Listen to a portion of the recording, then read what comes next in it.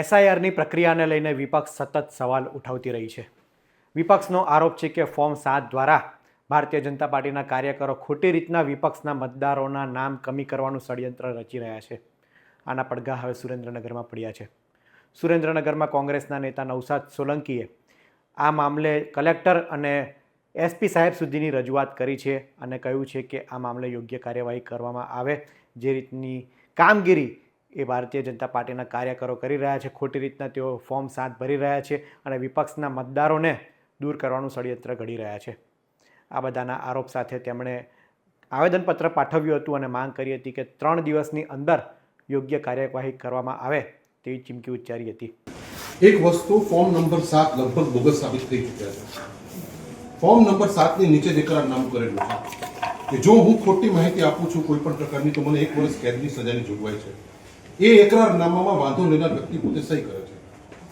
એટલે હજી સુધી હજારોની સંખ્યામાં ફોર્મ નંબર 7 બોગસ સાબિત થયા હોવા છતાં આજની તારીખ સુધીની અંદર ચૂંટણી પંચે કોઈ જ કાર્યવાહી કરી નથી આવા બોગસ ફોર્મ ભરનારા લોકો સામે.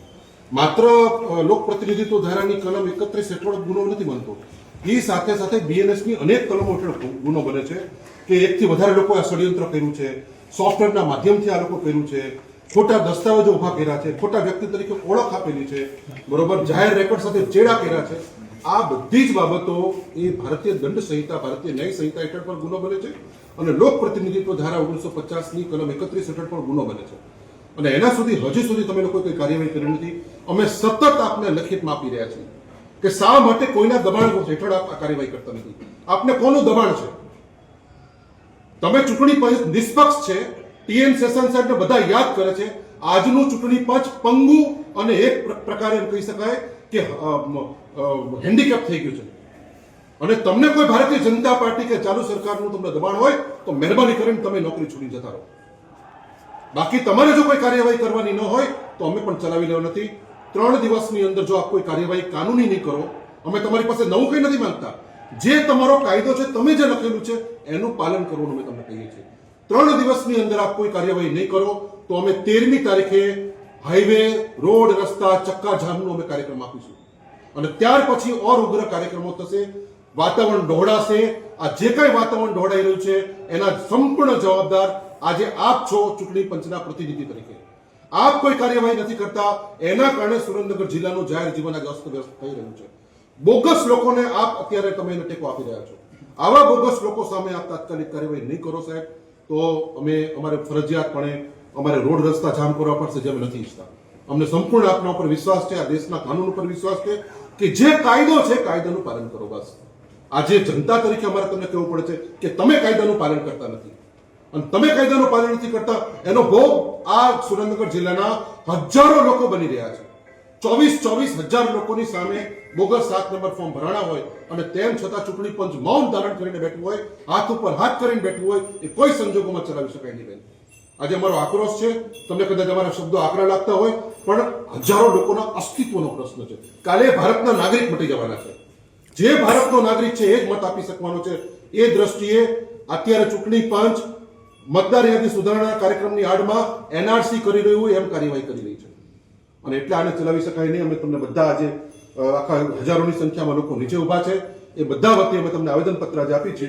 નવસાદ સોલંકીએ કરેલી આ માંગ બાદ પણ કોઈ કાર્યવાહી ન થતા નવસાદ સોલંકી ગુસ્સે ભરાયા છે અને આવતીકાલે તેમણે સુરેન્દ્રનગરમાં ચક્કા જામનો કાર્યક્રમ જાહેર કર્યો છે.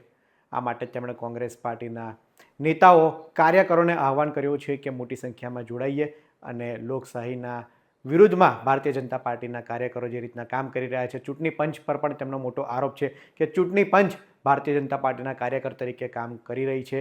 ત્યારે આ મામલે આવતીકાલે એટલે કે 13 તારીખે ચક્કા જામનો કાર્યક્રમ જાહેર કર્યો છે. નમસ્કાર સાથીઓ, આપ સૌને મારા પ્રણામ. આપ સૌ જાણો છો કે આપણે સુરેન્દ્રનગર જિલ્લાની અંદર જે ફોર્મ નંબર 7 ભરાઈને આવ્યા છે હજારોની સંખ્યામાં, એ ફોર્મ નંબર 7 બાબતે હજી સુધી તંત્ર દ્વારા કોઈ જ કાર્યવાહી કરવામાં આવી નથી. આપણે વિશાળ રેલી લઈને માન્ય કલેક્ટરશ્રીને, માન્ય એસપી સાહેબને આપણે આવેદનપત્ર આપી. જે લોકોએ આ ફોર્મ નંબર 7 ખોટા ભર્યા છે, હજારો લોકોના મતાધિકાર સામે પ્રશ્નો ઊભા કર્યા છે, એમના અસ્તિત્વનો પ્રશ્ન ઊભો કર્યો છે, એની સામે હજી પણ તંત્ર એ નિર્ભર નિદ્રામાં સૂતું છે અને ક્યાંક ને ક્યાંક ભારતીય જનતા પાર્ટીના દબાણની અંદર ભારતીય જનતા પાર્ટીના કાર્યકરોની જેમ કામ કરી હજી સુધી કોઈ જ એક્શન લીધી નથી. આની સામે આપણે આવેદનપત્ર આપીને એમને વિનંતી કરી હતી કે મહેરબાની કરીને આપ 13 તારીખ પહેલાં આ બાબતે કોઈ તપાસના આદેશો આપ આપશો તો અમે અમારા કાર્યક્રમો આગળ વધારીશું નહીં. પરંતુ દુઃખ સાથે આપ સૌને કહેવું પડે કે હજી સુધી આ હું વિડીયો આપની સમક્ષ ઉપસ્થિત થયો છું ત્યાં સુધી તંત્ર દ્વારા કોઈ જ કાર્યવાહી કરવામાં આવી નથી અને એક યા બીજી રીતે આપણને છેતરવામાં આવી રહ્યા છે, આપણને ખોટી અને ભરમાવનારી માહિતીઓ આપણને આપી રહ્યા છે.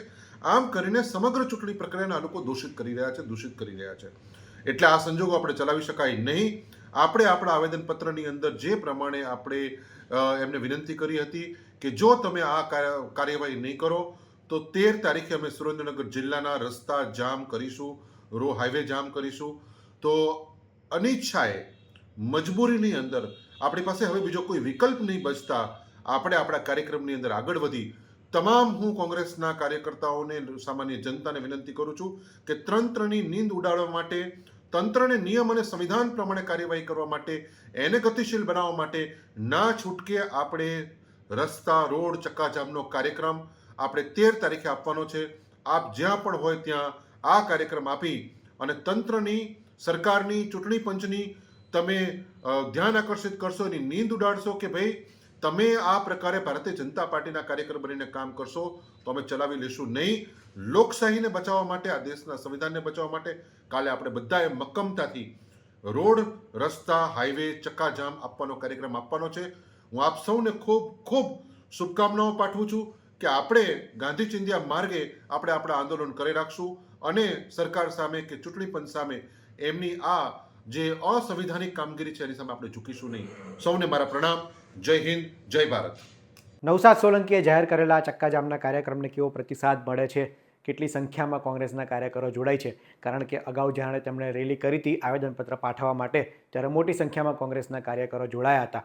આવતીકાલને તેમના આ કાર્યક્રમને કેવી સફળતા મળે છે તે જોવું રહ્યું અને આ બાબતે તંત્ર શું કામગીરી કરે છે, ચૂંટણી પંચ શું કાર્યવાહી કરે છે તે પણ જોવું રહ્યું. આ અંગે આપ શું માની રહ્યા છો તે અમને કોમેન્ટમાં જરૂર જણાવશો. આવા જ ઇન્ફોર્મેટિવ વિડીયો માટે વીટીવી પંચાયત જોતા રહો. ધન્યવાદ.